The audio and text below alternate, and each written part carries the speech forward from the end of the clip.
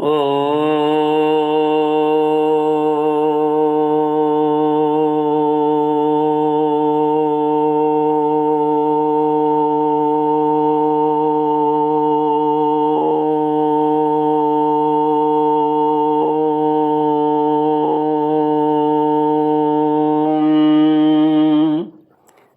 श्री गुरुचरण कमलेभ्यो नमः। श्री गणेशाय नमः। श्री सरस्वत्यै नमः। श्री विष्णवे नमः। श्री कृष्ण गोविंद हरे मुरारे, हे नाथ नारायण वासुदेव, हे नाथ नारायण वासुदेव, हे नाथ नारायण वासुदेव। श्री कृष्ण गोविंद हरे मुरारे, हे नाथ नारायण वासुदेव। ओम नमो भगवते वासुदेवाय, ओम नमो भगवते वासुदेवाय।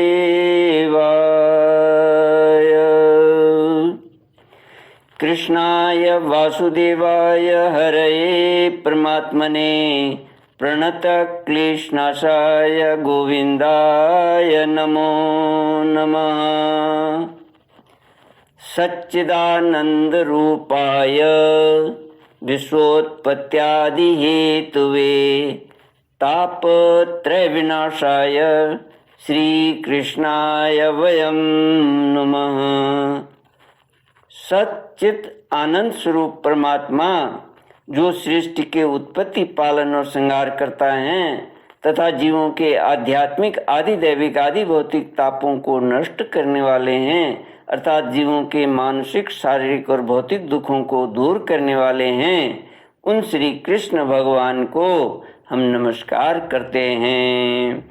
श्री कृष्ण गोविंद हरे मुरारे, हे नाथ नारायण वासुदेव। श्रीमद् भागवत तृतीय स्कंद 9वां अध्याय श्लोक 26 से।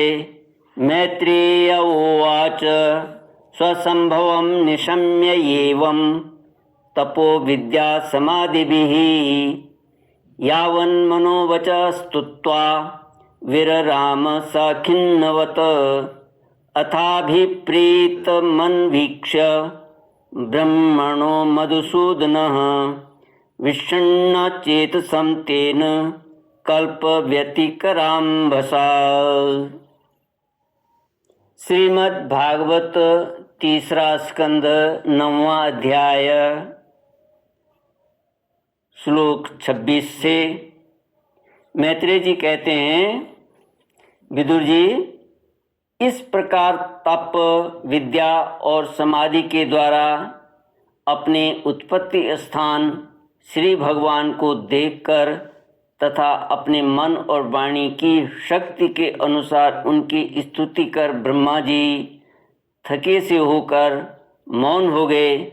श्री मधुसूदन भगवान ने देखा कि ब्रह्मा जी इस प्रलय जल राशि से बहुत घबराए हुए हैं तथा लोक रचना के विषय में कोई निश्चित विचार न होने के कारण उनका चित्त बहुत खिन्न है। तब उनके अभिप्राय को जानकर वे अपनी गंभीर वाणी से उनका खेद शांत करते हुए कहने लगे। श्री भगवान ने कहा, वेद गर्भ, तुम विषाद के वशीभूत हो, आलस्य न करो, सृष्टि रचना के उद्यम में तत्पर हो जाओ। तुम मुझसे जो कुछ चाहते हो उसे मैं पहले ही कर चुका हूँ।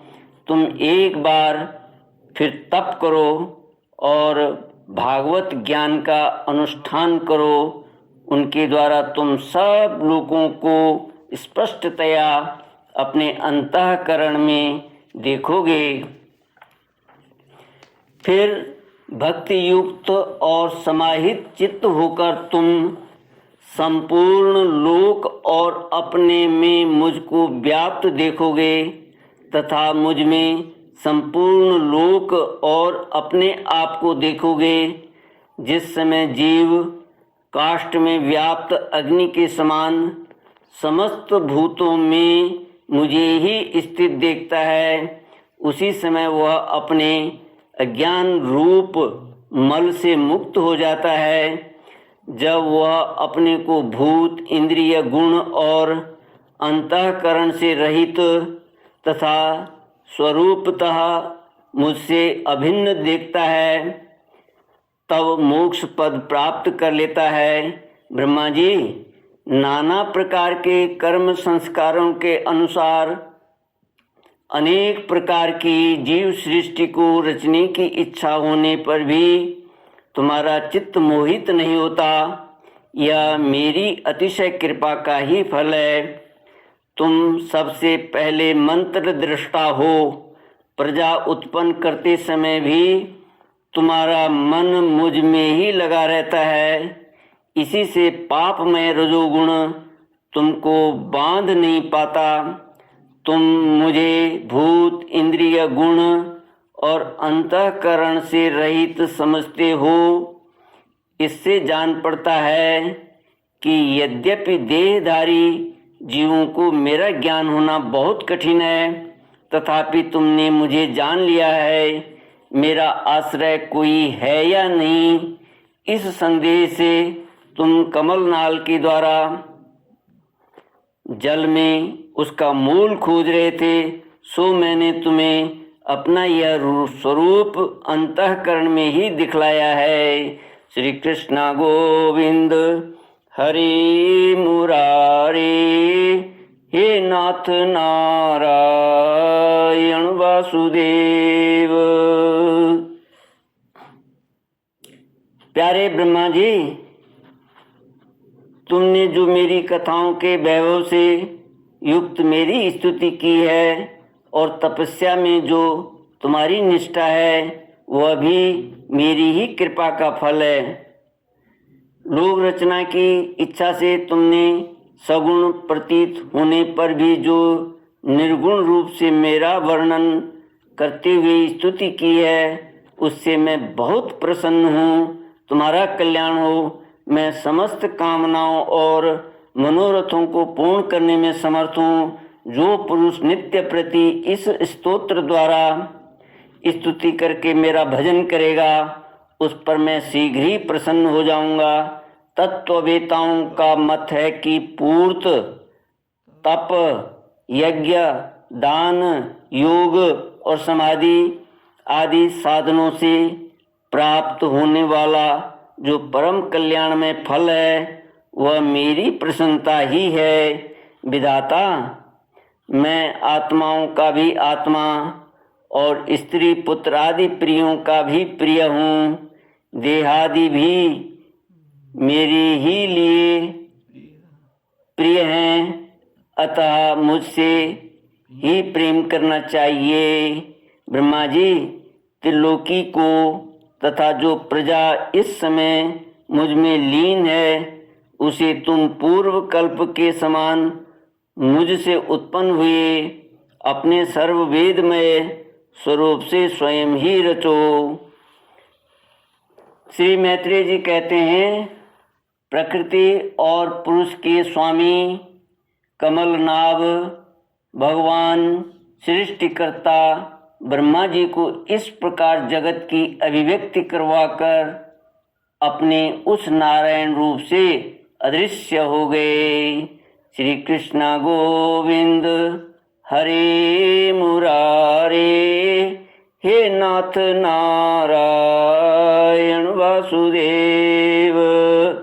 इति श्रीमद्भागवते महापुराणे पारमहंस्यां संहितायां तृतीय स्कंदे नवमोऽध्याय। ओम पूर्णमद पूर्णमिदं पूर्णात् पूर्णमुदच्यते पूर्णस्य पूर्णमादाय पूर्णमेवावशिष्यते। ओम शांति शांति शांति। हरि ओम। श्री गुरुभ्यो नमः। हरि ओम।